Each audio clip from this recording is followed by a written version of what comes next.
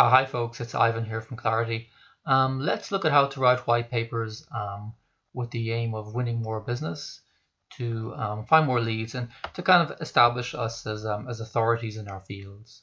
So what we're going to do is to give you some guidelines about how to structure it, how to make it more persuasive, and the kind of mistakes to avoid if it's your first time writing a white paper. So let's get into it really. Like I said, I'm Ivan from Clarity. Jump over there if you get a chance. Okay. The main purpose of writing white papers is to demonstrate authority or establish authority, and the way you can do that is by demonstrating that you know a very specific part of a market, or that you know some area so well that the reader feels that, one, if they don't read this white paper, they're missing out on something. And the second is that if they do read it, they have an advantage over other people, competitors, for example.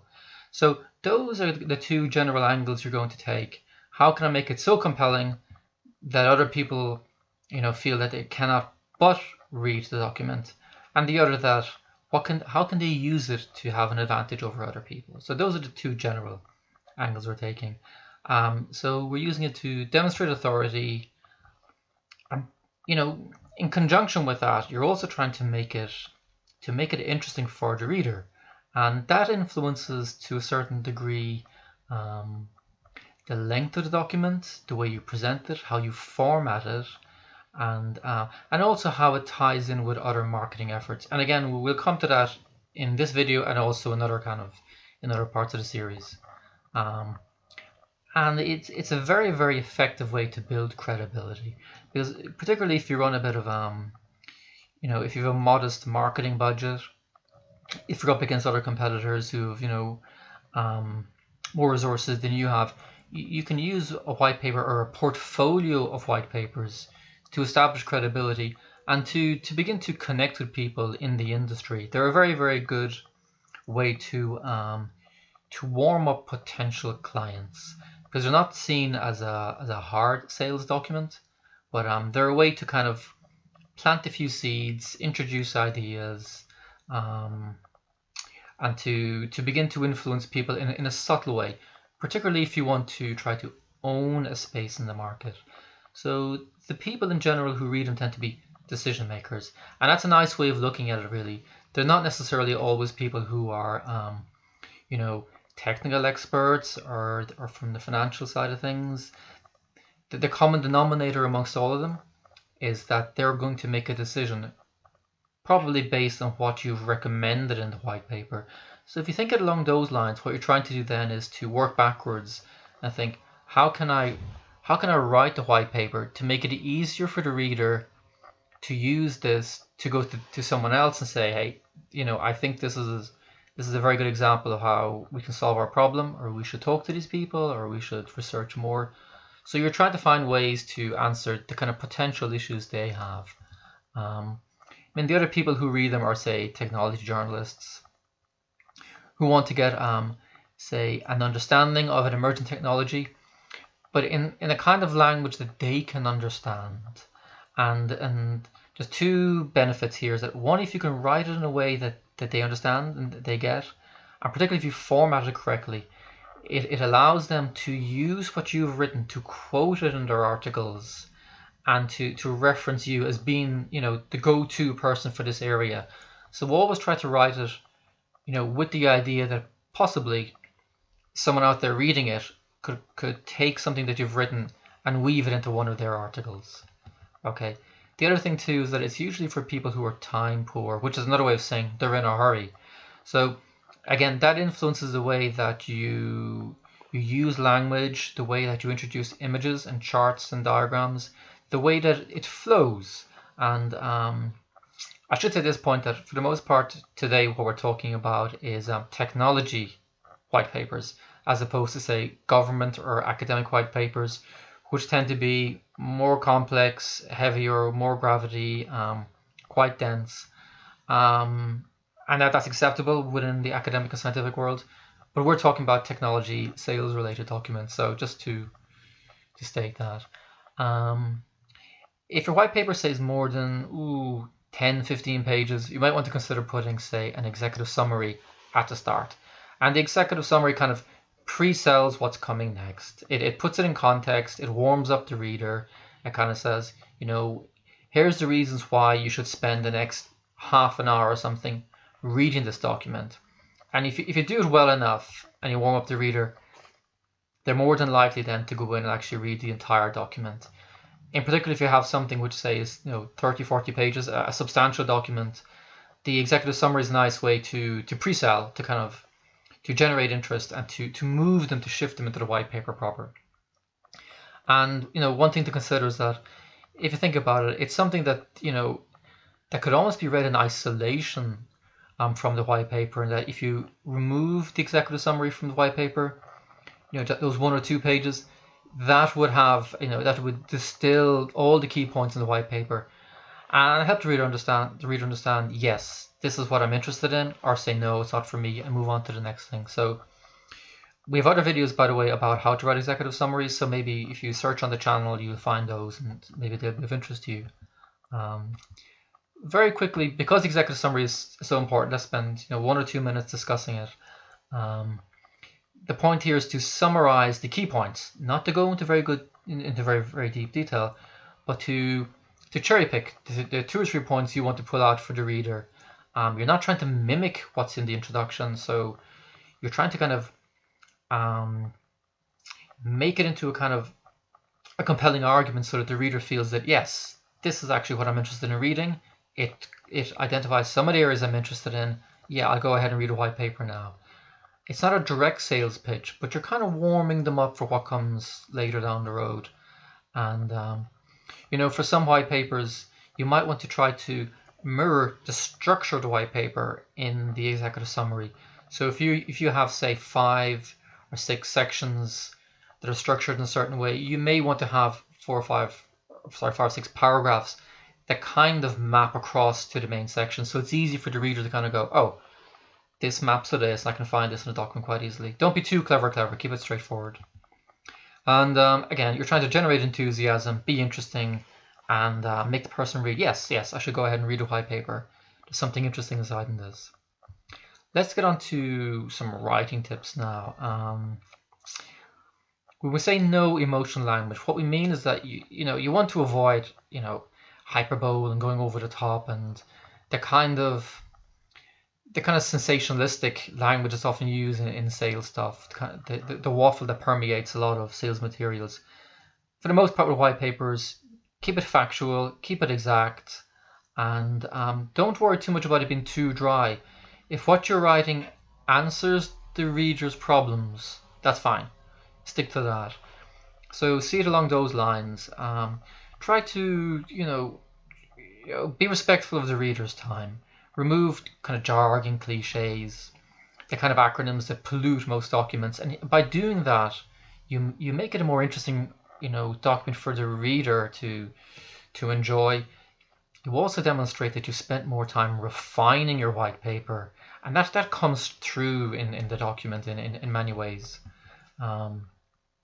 So bear in mind, they're under pressure, they're looking for an answer to a problem, they found your white paper.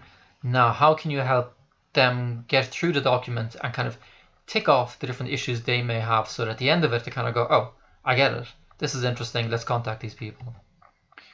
Also, you need to stand over everything. What I mean here is that, if you're going to, don't throw in quotes saying, research suggests or research highlights, or as everybody knows, be exact.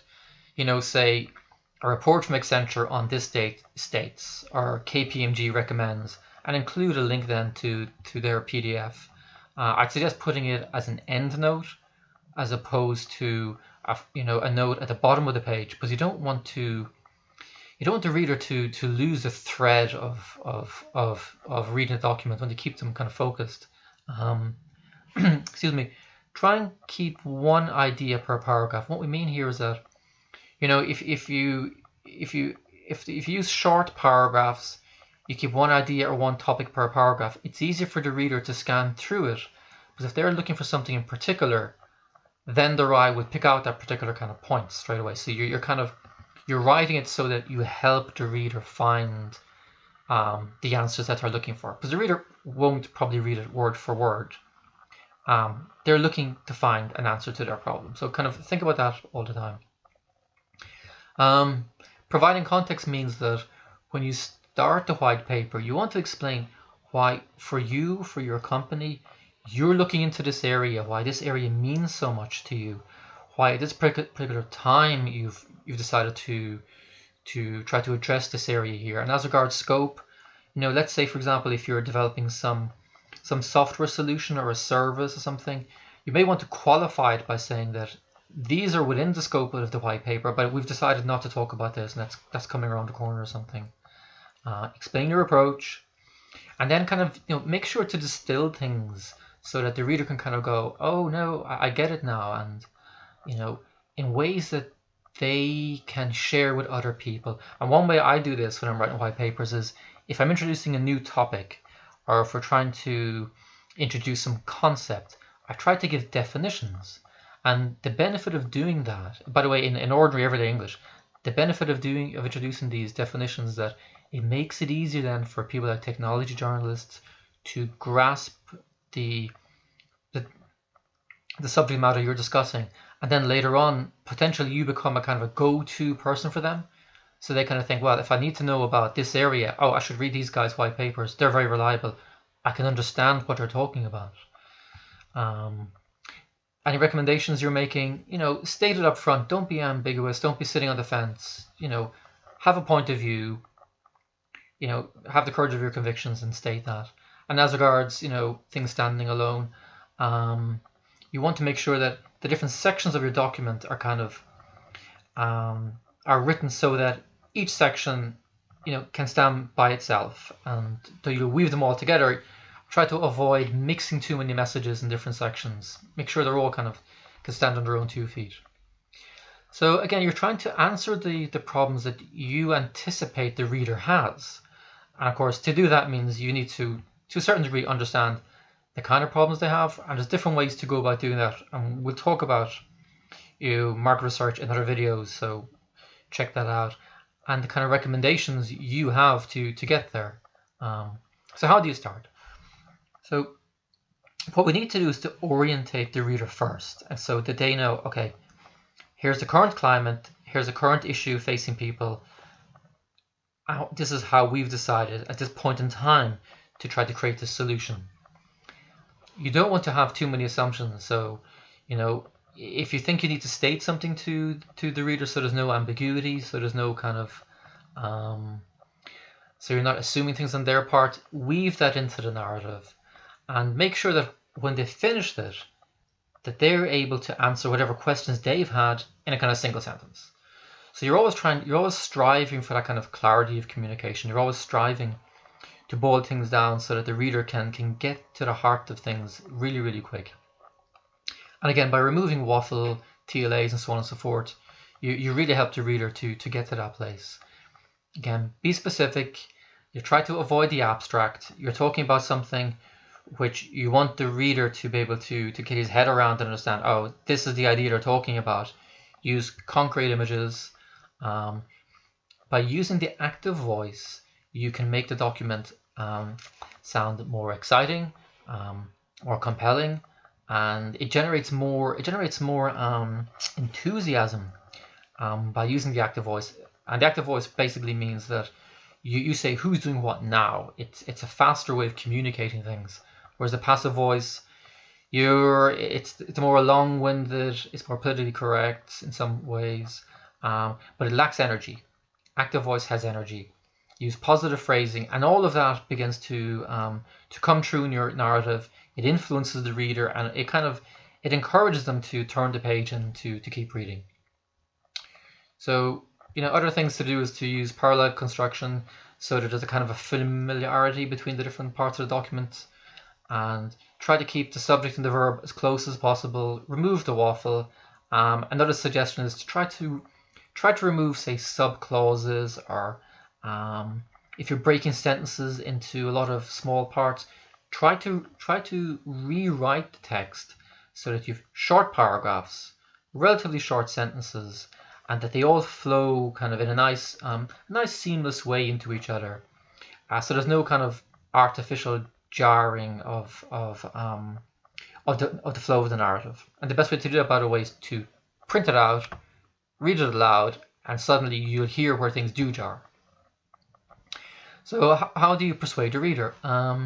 Again, you put yourself in their shoes. They're looking for, say, 3 or 4 different... They're looking to investigate a particular area, probably, okay? There's probably 2 or 3 areas that they're really concerned about. And the more you can break the main problem down into sub-problems and then begin to answer all of those one by one by one, a kind of a mental checklist, you're helping the reader then, you're encouraging, by the way, them to read through the document, and mentally then they're going through your checklist, ticking things off, and it becomes much more persuasive in that sense. So like when you start a section, have a topic sentence that introduces the idea. Then the second sentence then kind of, it links the first to the next. So it's like a chain of ideas, one to the next to the next. And if you do it in a nice, in a nice way, as though you're talking to someone across the table. That's a nice technique to use, by the way, when you're writing. Just imagine someone sitting across the table to you, and you're trying to explain something to them. That's a very simple, a very, very effective way to make your document easier for the reader to understand. As regards the reader themselves, one thing I try to do is I try to think of them as potential investors. And there's different ways. By the way, investment can mean different things, of course. Like they're investing in your business, but also maybe they're investing in your brand, or they're investing in your social media channel. There's different ways of looking at that. So of course you want investors to think that they're investing in something of quality, that they're investing in something they'd be proud that people know that they've invested in. So bear that in mind when you're trying to write your white paper.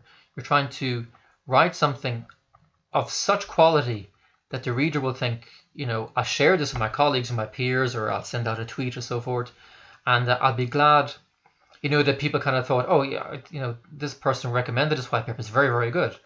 And so that's something else to consider when you're writing the white papers, is that you're giving material to other people which they can potentially use to demonstrate their expertise in an area. So there's different ways to approach this. Because there are so many white papers on the market, if you do a Google, you'll see it's the web is saturated with white papers. You really need to stand out, and you really need to do something which is substantially better than your competitors. And one thing I would recommend is that before you start, download white papers from your competitors, look at what they've done, and see if you can at least get up to where they are, and if not, how you can excel what they're doing. Again, investors, if they're looking at your white paper, they're very savvy. Any statement or claim you make, they're going to check it out. They're going to look over it. So make sure you can stand over every sentence in your white paper. So anything you've put into it, make sure you've given credit. Maybe you've cited a reference, and that you're 1000% confident in what you've written. As regards references, I recommend putting endnotes at the back of the document. Say who you're quoting, name the document you're referring to, and if you want to put it on the page, but move it to the back rather than having it in the footer, because I think that distracts the reader, and they're inclined to, it breaks the momentum of them reading, and we want to avoid that. Include links if you want to. Testimonials too are something which are worth considering weaving into the document at the right part. One suggestion, by the way, is to weave in testimonials in the sidebar. And that's a better approach, I think, than putting testimonials in the main narrative. In other words, the main flow of the document. Put them in the sidebar, put in quotes or little snippets from people who've worked with you. And it's a nice thing that when a person's reading it, their eye will pick it out. They'll scan it and then they'll continue reading. But don't break the flow of the narrative. That's what I'm trying to get across here. Now, I know I'm nagging, but no one's going to read your white paper if the executive summary isn't great. I know we spoke about it earlier on, but really, if your white paper is more than 15 pages, 20 pages, put put quite a lot of effort into writing that white paper, because all the good effort you've done to write the white paper, if the executive summary isn't inspiring, all that effort is wasted. They just don't get to it, and it's a huge shame. So do allocate quite a lot of time to the executive summary, and see it almost as a kind of a side project, not just something to get over and done with. And do it, by the way, when you've finished writing your white paper, not before. As regards images and charts, don't put in images for the sake of kind of eye candy or making the white paper kind of nice. The idea is that you want to complement the text. In other words, a very good example is that if you're explaining a difficult concept, like a use case diagram or a chart or some kind of schema or a roadmap, all of those things help explain visually what you're writing about. So remember that. Don't fill up the white paper with screenshots for the sake of it, as an example. Put things into it which help the reader understand, at a snapshot, at a high level, what you're trying to talk about. And often, if you get the balance right between the visuals and the text, it's a much more compelling argument. And also, I would add that if your document, say, is more than 10 pages, fatigue will kick in. The reader will get tired, and by sprinkling images throughout the document, it makes it an easier read for them. Yes. And the other thing too, the third point, is that it helps indicate relationships between things, because when you're discussing stuff, it's often hard for the reader to retain all the information you're conveying. Yes, you're writing about. Images can show all of those in a snapshot, so that's where images kind of can reinforce the messages you're trying to make. Again, don't be pretentious. Don't try to impress the reader with your, by using kind of pretentious terminology and words. Use ordinary,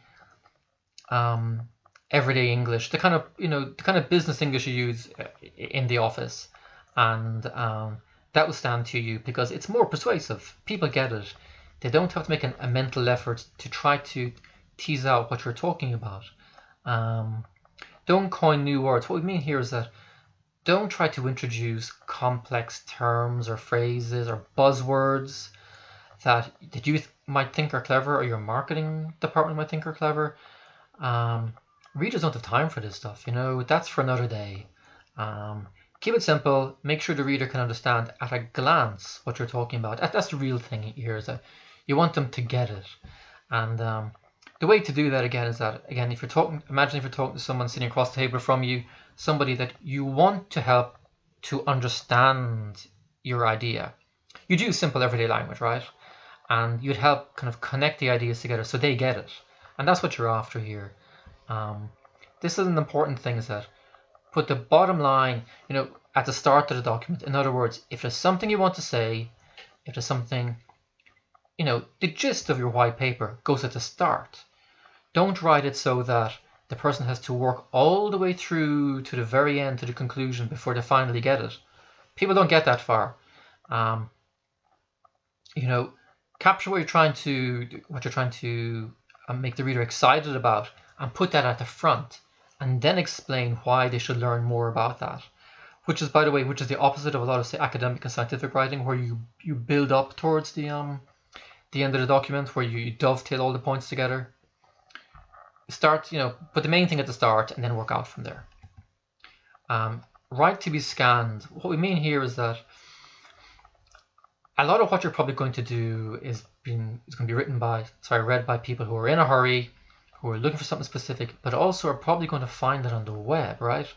So you're going to probably, say, publish on your website, you're going to share it on Twitter or something like that. So format it and structure it in a certain way whereby the text is easy to read, where you bold certain words, where the reader can scan and find things quickly. And if you keep that in mind when you're writing, that will really stand to you, because it helps the reader to find what they're after. And again, consider the search engines. If you use in a sensible way a heading structure, a logical H1, H2 structure for your white papers, search engines then can digest what you're writing. They understand what you're writing, and it helps them index what you've written about. So bear in mind that if you are putting something on the web, a little bit of SEO doesn't hurt, you know. How to test your white paper. So you've written it, it's over, it's finished. What you do, what I do is I print it out, go into a room, go somewhere, or bring it home, read it loud, and there's a few things you can do. But one is you can read a white paper, say, from the very end back up to the front, and the benefit of doing that is that it stops you getting into a kind of an automatic flow whereby you're reading something, or at least if you're reading in your head, for example, and your mind wanders, you think you're reading it, you're not really reading it, and you go through a document and it looks okay. If you read from the end up to the front, you can't get into a momentum. You have to pay attention to each paragraph, and it forces you to see if there is a relationship to the paragraph before it. It's a lot of hard work, but it does protect you from situations whereby there's gaps in the flow of the narrative, or there's repetitions, which is very easy to happen, by the way, if you write things in waves, you know, different drafts. Try to reduce the word count. You know, if you have something that's 30 pages, see if you can boil it down to 20 without losing the meaning of things. But again, you know, a 30-page white paper, the fact that it's longer than a 21 isn't going to impress the reader. They're looking for answers, and if you can whittle it down, even better, you know. And I would suggest too that if something is around the 20-page mark, they're probably more inclined to print it out. Whereas if something is, you know, 40, 45, 50, or in kind of that area, you might kind of think, well, I won't waste money on the printer, it will be killing it. So those small things can influence whether a reader prints it out or not. Other things to consider is ask other people to read it, because it's easy when you've worked on something for a few weeks to get kind of snowblind and to forget, you know, if it really gels or if you're repeating yourself. And often the initial enthusiasm you had in writing the white paper, that's worn off. So it becomes a bit of a chore. So asking someone else to read it, ask them, does it sound right? Ask them, you know, would they buy it? Or does it seem like a compelling offer? And can they explain to you in one sentence what you're talking about, no? And if they can't explain it to you, you got a problem, no? So taking the time to get it reviewed, to get feedback, that really does help you, you know, avoiding jumping the gun, publishing something, and then people kind of coming back and saying, no, actually, I didn't really get it, or I'm a bit confused about what you're talking about. It's too late. You only get one chance to make a first impression, so the more you revise it, the better it'll get. And let's look at a few takeaways here. Again, I'd suggest don't expect to do it in one go. Expect at least 3, 4, maybe 5 drafts. Focus on the facts. Make it remarkable in the sense that you want other people to remark on it. You know, you want people to kind of go, oh, I've read this white paper, and, you know, one thing I noticed about it is this, that, and the other, or I'd recommend you read this. So try to make it remarkable. Try to make it so that other people will be confident and glad to share it with other people. Revise in waves, you know, keep revising. And share and promote. Don't just expect to put it on your website or your blog, send out a tweet.